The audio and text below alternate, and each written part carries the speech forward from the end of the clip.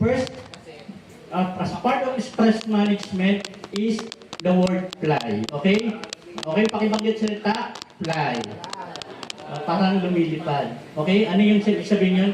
First, love yourself.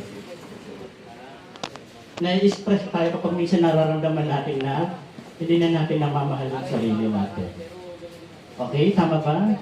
Palagi na lang ibang okay? Kaya there are times, tulad na sinasabi dito, first love yourself.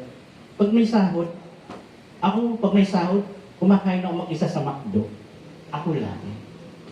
Tinitreat ko, tinatapik ko yung sarili ko na congratulations. Anything that will affirm yourself. Kasi unang dapat mong mahalin sarili mo. Di ba? Kasi minsan kaya ayaw mo na umuwi dahil you are lost.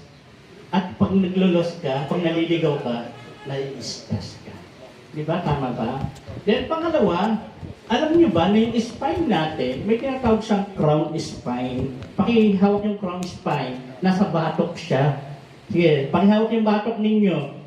Alam niyo ba na mayroong mga tao na hindi naman kumakain ng lechon, ng baboy, pero sumasakit yung batok. Bakit kaya? Bakit? Because of stress.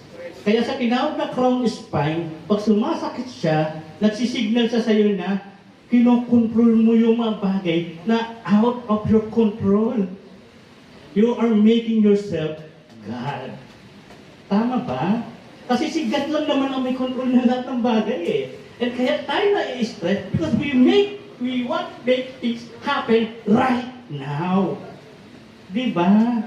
We are not in the past, we are not in the future, we are in the future, and nakakalimutan na natin yung pinakamagandang regalo, yung present.